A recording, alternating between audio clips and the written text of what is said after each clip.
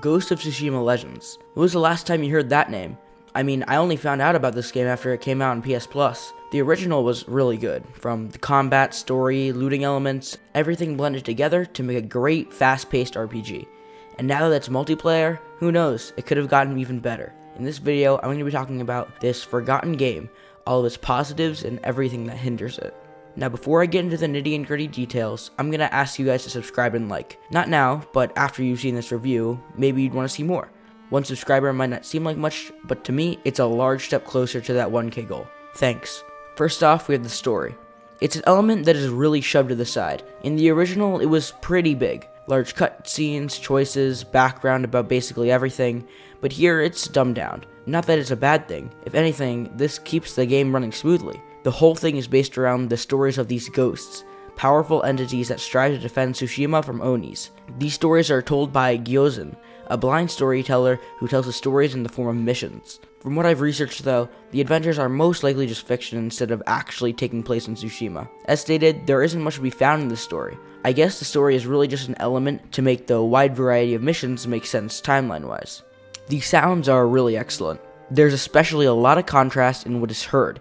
For example, the music is usually calm and quiet, but the clashing of swords and shields creates a disrupting bang that keeps the user awake. Everything sounds detailed, from swinging from tree branches to climbing on rooftops. Not much to say about it, but it's just great in general.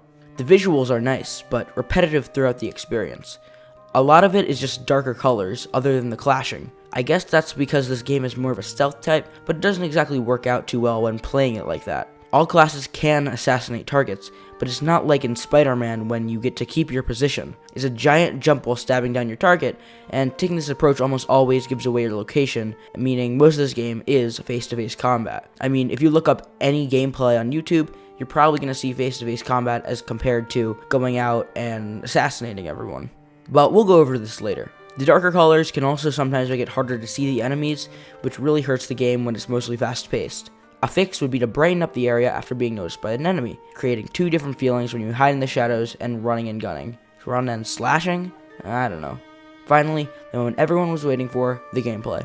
It's pretty good, aside from a few flaws. The good comes from a variety of mechanics that allow for an engaging experience.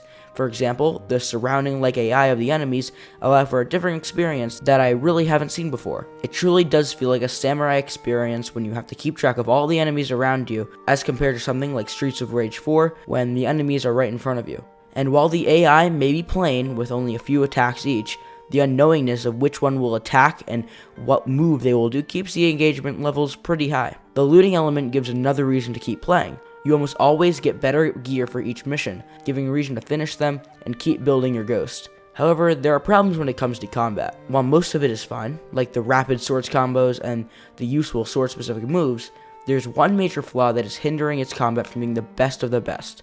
It comes from the heavy strike of the moon stance.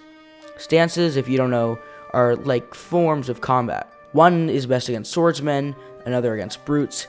Think of it as boxing versus something like karate.